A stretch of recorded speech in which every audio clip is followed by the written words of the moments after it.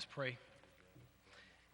Eternal God, the one who continues to bless us with the power of your presence, it is unto you that we've come, and before you, that God, before we ask for anything, we've got to thank you for everything. We thank you for being the God of love, the God of peace, the God of justice, and the God of mercies that are new every day.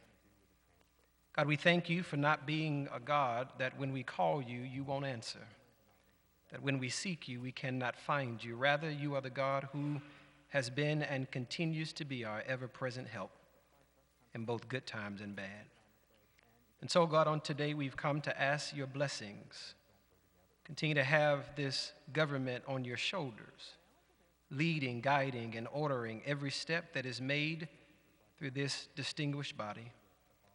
God, we ask that you would crown the heads of our mayor and other leaders with wisdom and bind them and our community together in the unity of building a stronger, brighter, and more determined Montgomery.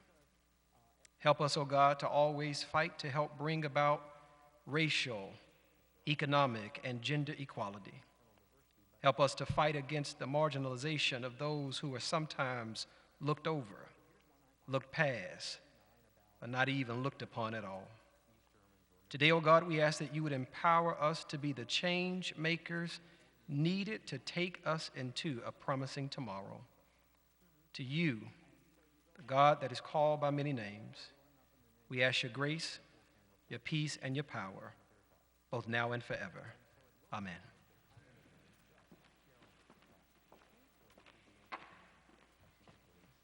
Thank you, Pastor Bird. I would like to take a moment to recognize a few special guests who are with us today. And I will ask as you stand as you're recognized. And please hold your applause until all names are called. A special thank you to our Mayor Stephen Reed. John Hope Bryant, the founder of Operation Hope. Any elected officials we have here, please stand. Brother Calhoun, nice to see you here. All right, please join me in welcoming these people.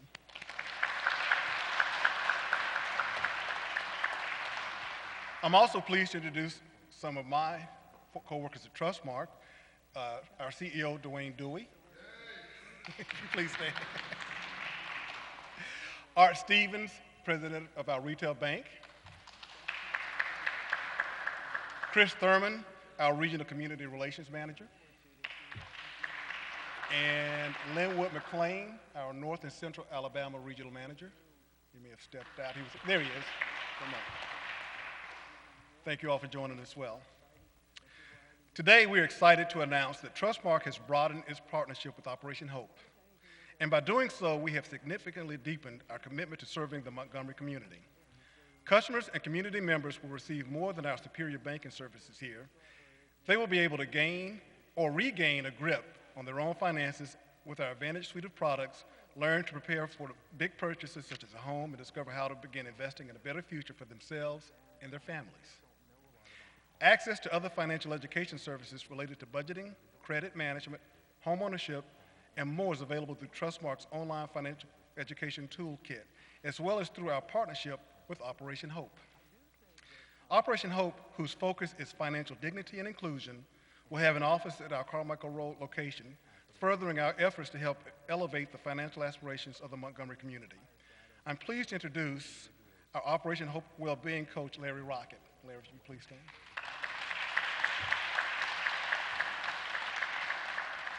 He'll be working alongside our team to share in this transformative knowledge giving. Even though our office is located on Carmichael Road, together we will be out in the community going to where the people are to serve their needs. Our associates are truly invested in this community and enjoy volunteering their time and talent to help others.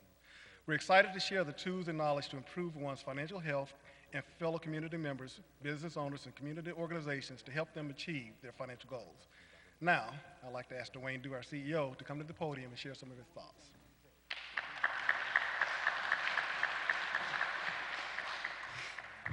Good morning. Thank you, Todd, and thank you to all of you for being here today. This is a really important and exciting day for Trustmark. We are honored to be initiating this Operation Hope project alongside the City of Montgomery and the Operation Hope team. Thank you, Mayor Reed and John Bryant Hope, for this opportunity. We're very appreciative. Trustmark is a community-focused, values-guided organization, and our goal is to make a difference in the lives of our customers, communities, and associates. This is our third Operation Hope location, with one in Memphis, Jackson, Mississippi, and now Montgomery. We believe in the Operation Hope mission to improve financial literacy as a way to dramatically impact the well-being of our communities. Just a little about Trustmark if you're not aware.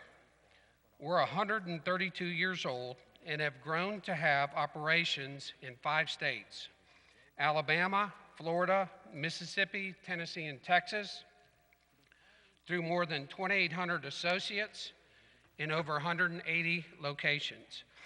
We're proud to serve the Montgomery community with 3 full-service offices and 5 additional offices within the area.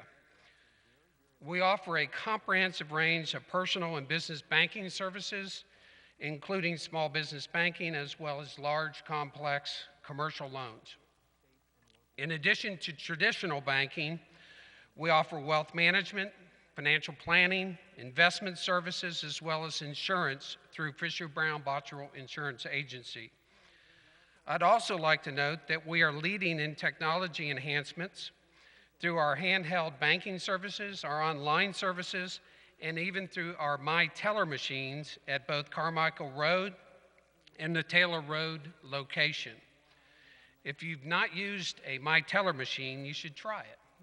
It's a lot of fun, but it also allows you to do banking during non-traditional banking hours, and it's a person-to-person interaction. Through all the growth and through all of the additional products we provide, we've remained steadfast in our support of the communities we serve. It's the core of who we are. It's a defining tradition of our company. That support takes many shapes, whether it is through volunteer hours, financial support, board service, and many other forms. As Todd noted, our Carmichael Road office, the Trustmark team, along with our Operation Hope financial well-being team coach, will help customers and community members improve their financial situation with a focused approach to their specific needs, and we are very excited to get started. So, on behalf of Trustmark, we look forward to taking this step to move forward with the City of Montgomery and with the Operation Hope team and being a catalyst for growth throughout the entire community. Thank you again for being here. We very much appreciate it and look forward to great success ahead. Thank you.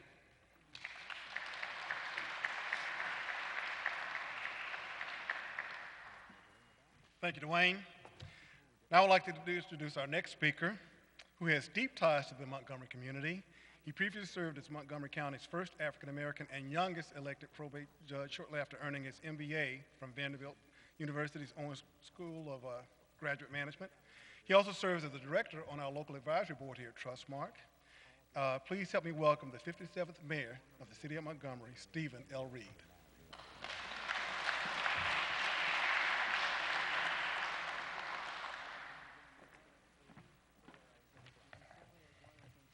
Good morning. It's a pleasure to be with you today. I want to start off by thanking Pastor Bird for that invocation. It's good to start off on the right foot and the right spirit. Reverend Nettles, good to see you here as well. And all those from Free Will and throughout our church community. This has been a challenging 2 years, but it's one that I know that I've not had to go through by myself because of the people in our faith-based community who have helped be the wind at my back and have helped me keep my arms up to carry on this task. This day really started out of one of those days of challenge.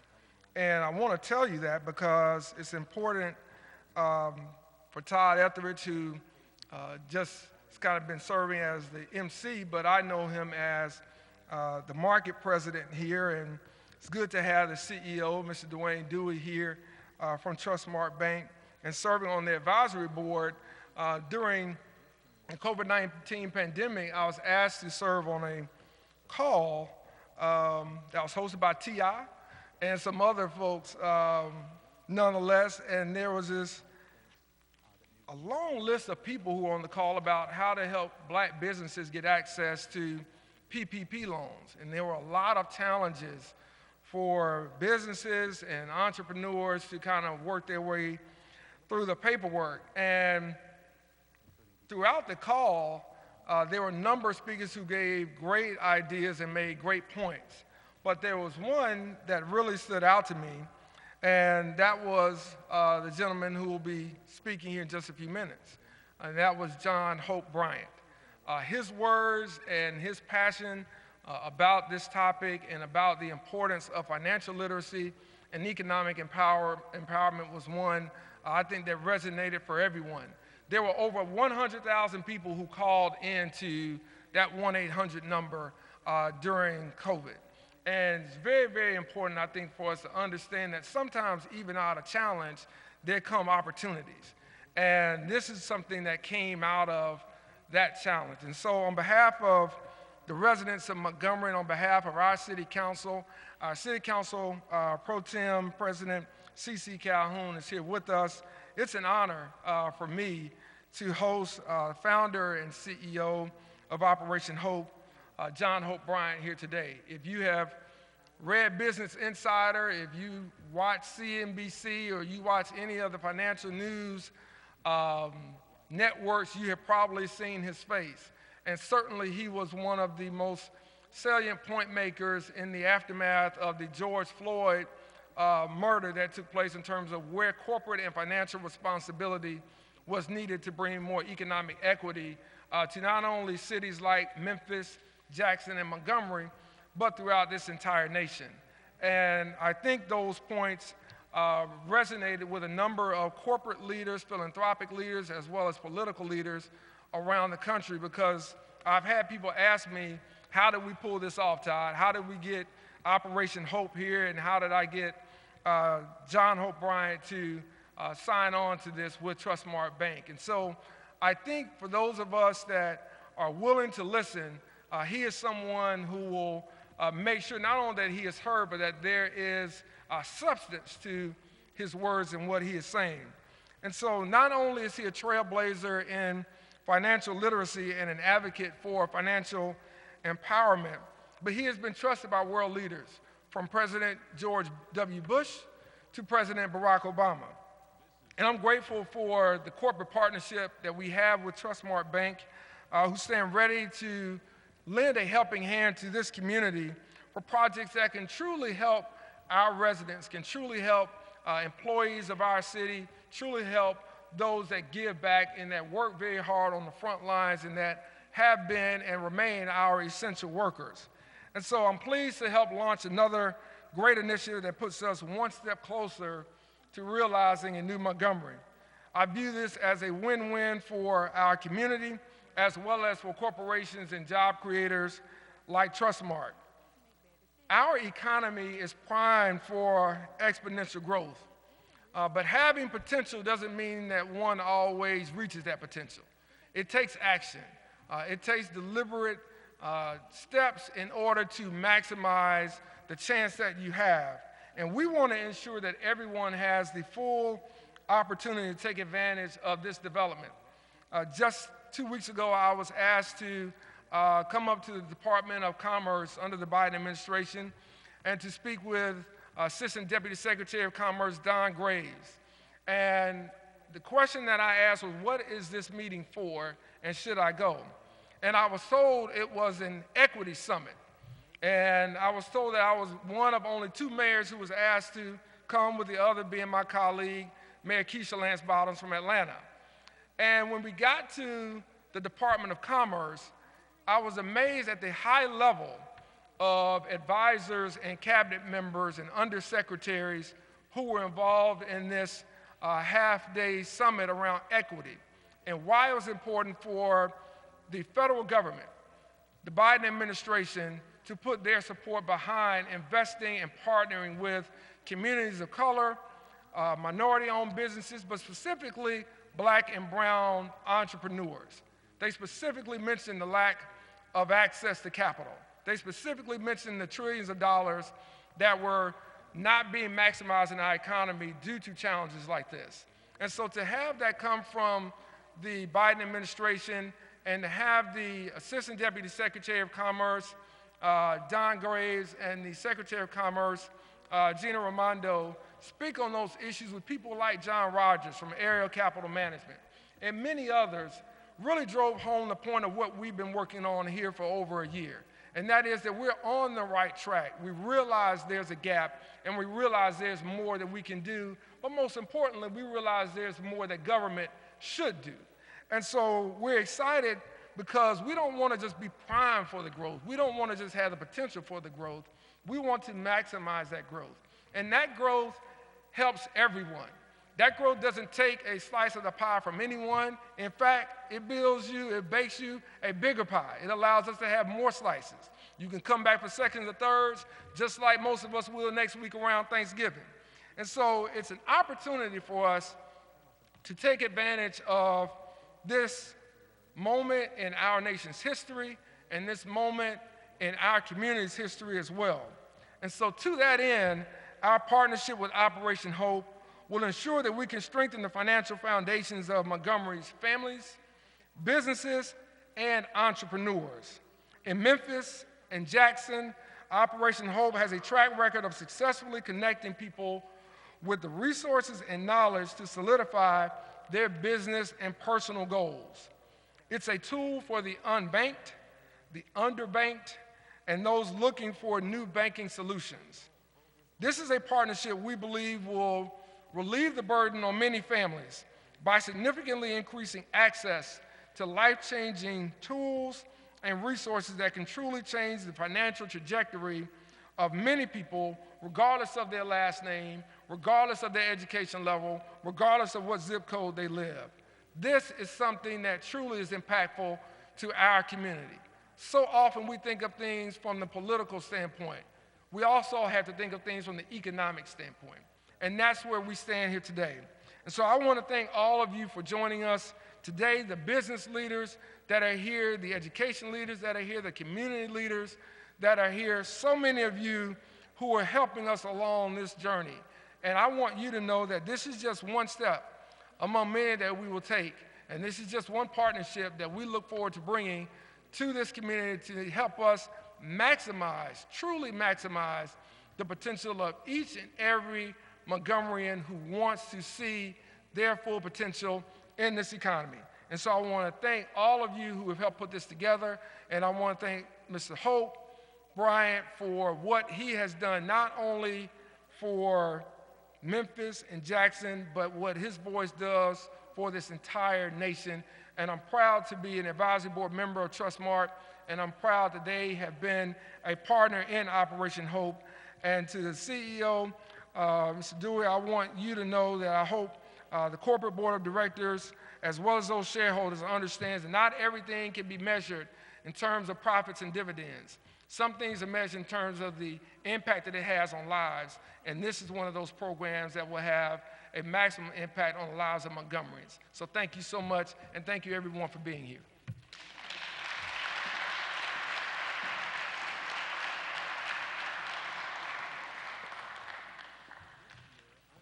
Thank you, Mayor. It is a pleasure to have with us today, and we look forward to continuing our work with Montgomery with you. Next, I'd like to introduce the CEO and founder of Operation Hope, the largest nonprofit, best-in-class provider of financial literacy and economic empowerment services in the United States for youth and adults. He's an author, philanthropist, and an American entrepreneur. Please welcome John Hope Bryant.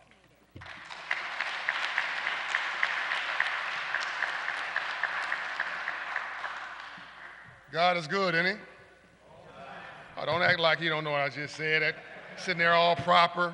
I know you're intelligent, you got your suits and your dresses on, but God, the Bible suggests be hot or be cold. If you're lukewarm, I'll spat you out.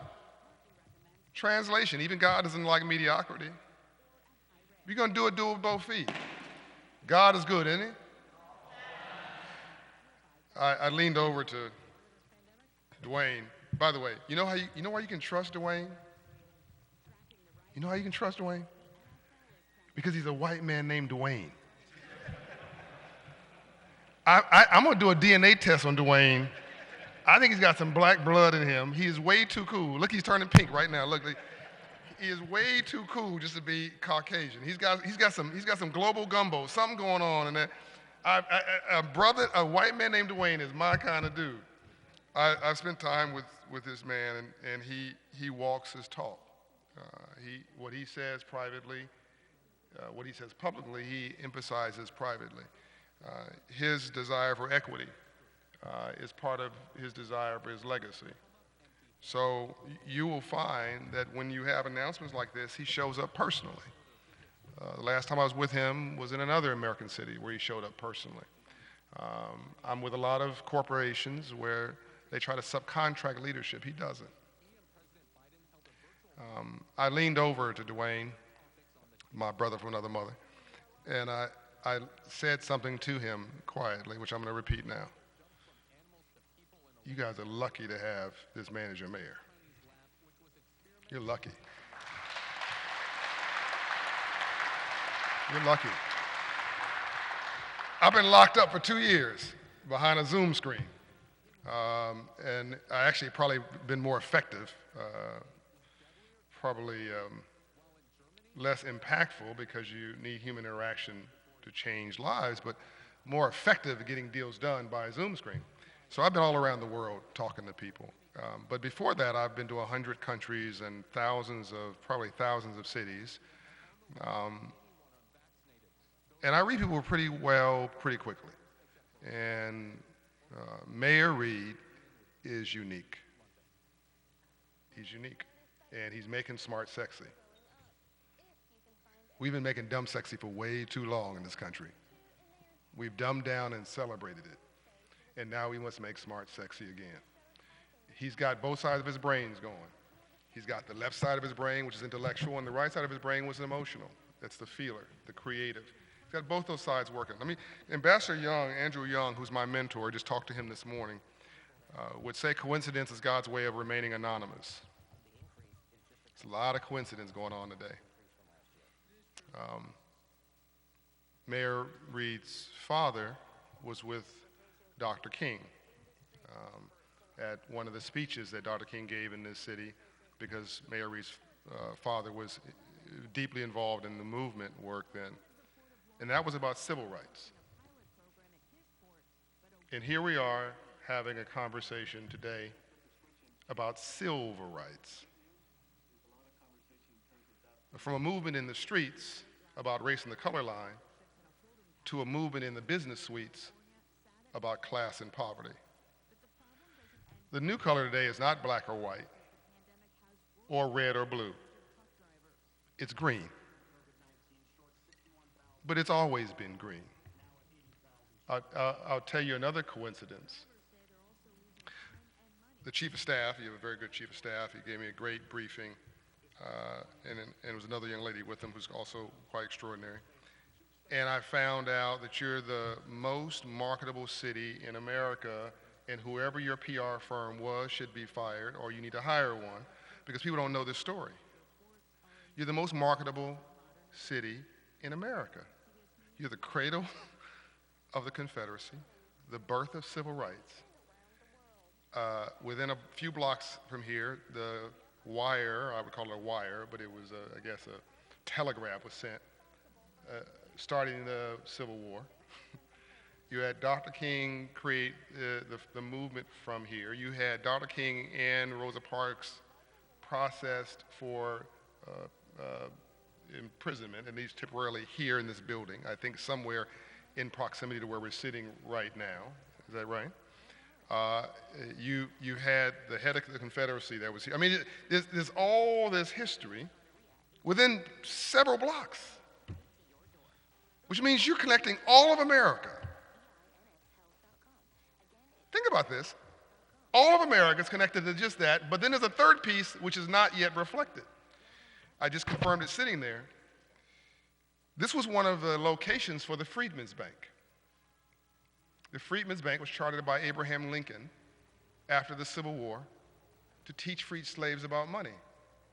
Did you know that? Financial literacy.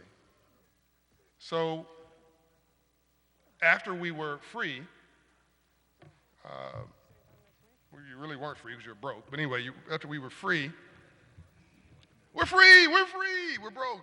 And Abraham Lincoln, who in January of 1865, had authorized Secretary of War Stanton and General Sherman to meet in Savannah, Georgia, to create Field Action 15. Now that in English was what you now know to be called the Freedmen's Bureau. Let me rephrase that. It was a 40 acres and a mule. I didn't want to give it away, but it was what you call 40 acres and a mule. It was 400,000 acres from North Carolina all the way down the coast to Florida along the beach. That was land allocated to Union soldiers who were black and their families.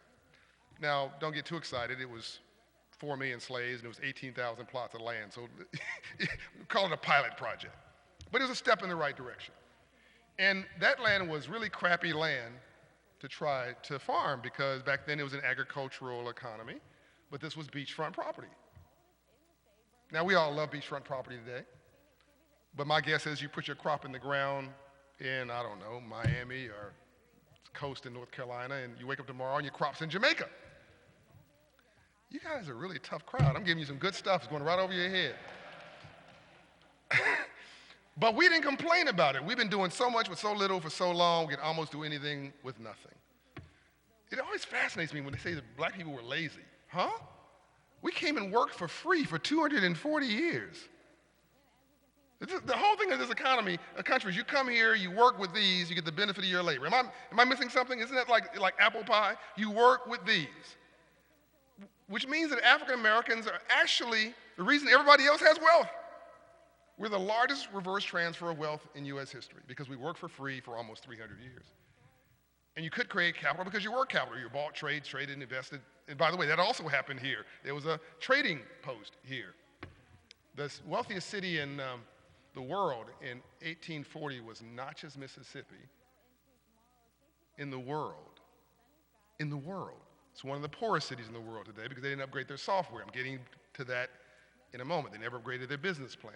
I'm taking the moral issue aside. I'm taking the moral issues out of it. Slavery was about free labor. That's it. Economics. And just so I don't want anybody to feel uncomfortable, there were black slave traders too in Africa. How do you think the folks got folks to the coast? Nobody walked. There's no European who walked in the middle of the African continent and walked folks out. Folks were traded with blacks, trading blacks, Arabs, and others, and then Europeans traded them from the coast into what became the Caribbean and then to the United States. So everybody participated in this horrible thing we call slavery. But it was about money. How do you build a country for free? And it worked, I guess it worked as a business plan.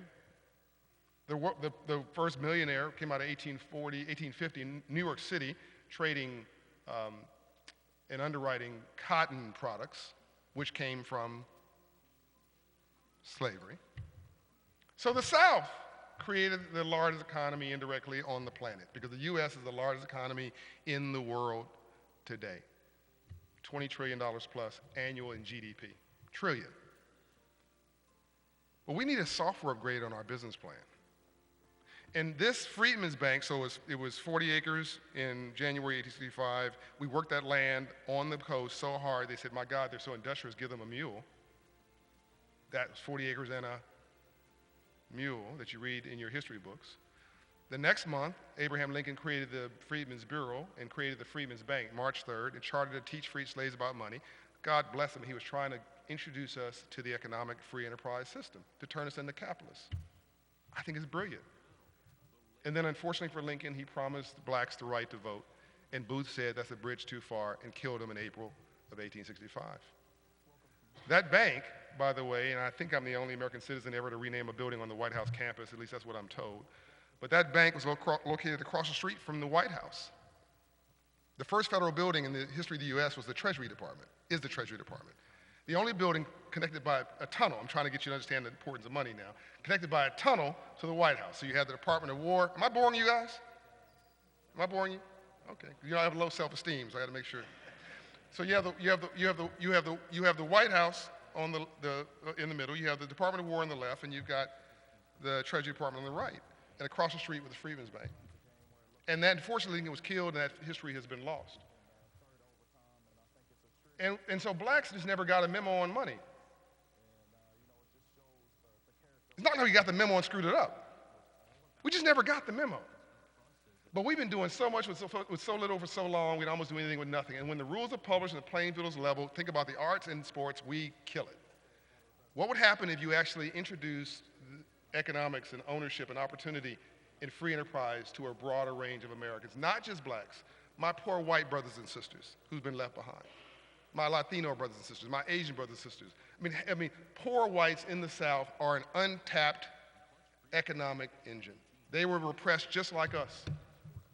And so I believe there's 2 to 3% of economic GDP locked up in this country, waiting to be reborn, which brings me back to Montgomery, Alabama.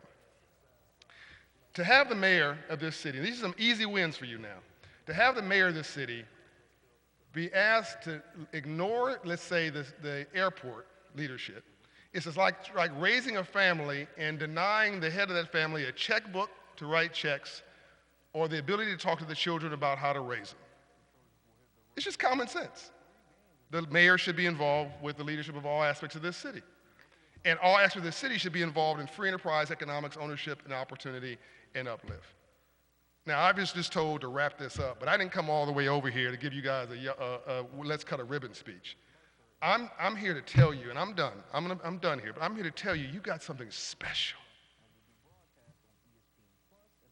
You got something special in this city, but you're going to have to realize it. I think the next movement is in the suites, not the streets. It's about creating more homeowners, more small business owners, more entrepreneurs. Is what I call the third reconstruction, social justice through an economic lens. We are better together. We're better together. And we're all in this thing together. You can take no pleasure from the fact there's a hole in my end of our boat. We're not at war with each other. China wants to eat our lunch. China wants to be us. But they can't win on a fair fight. We got to give it away. And we're doing a good job by arguing with each other. Everybody wants to be in America. Everybody wants to be an American except Americans. You'll get that later. I saw from the freeway here economic opportunity everywhere I looked. I'm going to give you a couple very specific things. I want you to go home today and I want you to think, who do I know in this city, in my family, who makes less than $60,000 a year? My guess is everybody in their family. Okay, let me do it. Who in here, raise your hand, knows somebody who makes less than $60,000 a year? Okay, I don't live here, so I can't raise my hand. But that's the vast majority. Okay, who knows somebody in your family, or you just know somebody who makes less than $35,000 a year? Okay, press conference over. There's something called the Earned Income Tax Credit. This is what Hope Inside will do. Earned Income Tax Credit. If you make less than $60,000 a year, let me be very specific. The federal government owes you a check. It's not charity. It's not a handout. This is for working. This is for working. And if you make, listen now, $35,000 a year, you got 3 children. Your children never made you a dime. They're about to. That was funny. If you make $35,000 a year and you have 3 children, the government owes you $7,000, just under $7,000 for the Earned Income Tax Credit. It's a check. It's cash. And if you never filed for it, it's retroactive for 3 years. Did you get that? How much is that, bankers? Just under $20,000, right? Hold on. Let me show you how powerful this is now. Because it's what we don't know that we don't know that's killing us, but we think we know. It's what we don't know that we don't know that's killing us, but we think we know. There was a stimulus bill last year that offered, amongst other things, a child tax credit. I've already said your children have never made you a dime until now. $3,000 per child. Did you hear that? Cash.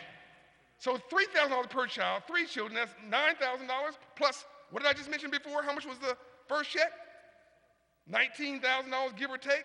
$19,000 plus $9,000, that's almost $30,000. If you make $35,000, y'all should be running out of here in the middle of this press conference, by the way. If you make $35,000 a year, you're going to get a check for almost $30,000 if you go see my Hope Financial coach. Imagine the economic pop for that alone in Montgomery, Alabama. And what are you going to do with the money? Spend it. You're going shopping. You're going to the mall. You're going to restaurants. You're going to get your hair done, or as my mother would say, my hair did. You're going to the nail salon. You're going on a trip. Am I talking to myself? Are you guys getting this? Let me tell you one last thing. We have something called the Hope Financial Index. I want you to go on our website later and pull it up. We've indexed every community in America by credit score, not by race, not by politics, not by socioeconomic data. No. This is the new software. Do you know there's never been a riot in a 700 credit score neighborhood in all of America's history? 700 credit score neighborhoods don't riot, they go shopping. You guys are really tough. This is some funny stuff. Only riots happen in 500 credit score neighborhoods. And here's what you see in a 500 credit score neighborhood.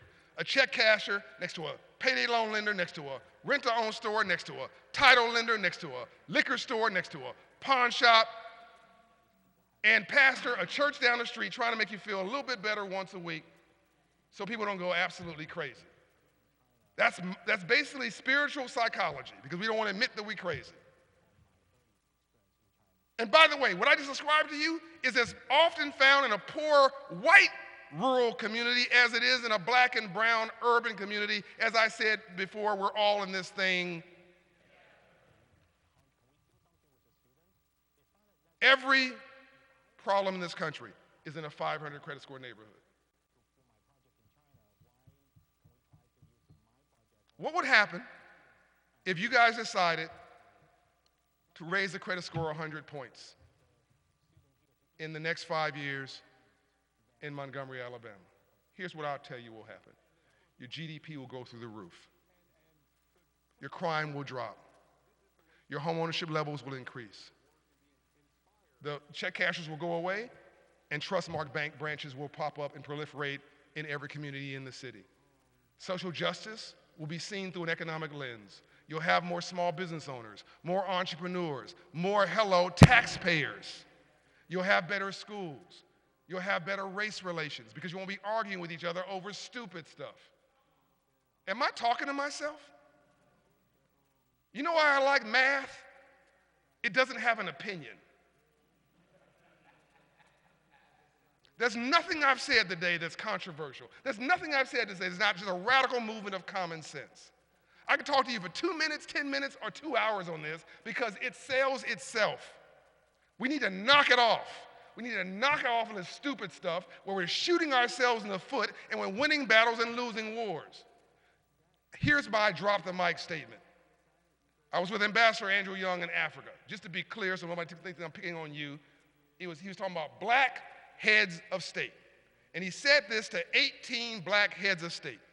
You can make more money from a growing economy than you can steal from a dying economy. Shall I repeat that? You can make more money honestly, transparently, inclusively from a growing economy than you can steal from a dying economy. You're better together. And you only have a future if you grow. If you grow. That's what today is about. It's about economic growth. We have this Hope Inside location that's going to be going door to door trying to raise credit scores. Working to create minority small business owners and white small business owners. Trying to create homeowners and entrepreneurs and self-employment projects and folks who believe in Montgomery. No different than in the second Reconstruction when folks went door to door to get you to vote. Just because this is not exciting and on the front page of the newspapers and people aren't protesting and marching doesn't mean this is not meaningful. I want you to go home excited because you're living in a moment in history. But history does not feel historic when you're sitting in it. It just feels like another day. But that does not mean the moment you're in is not, in fact, historic. Thank you.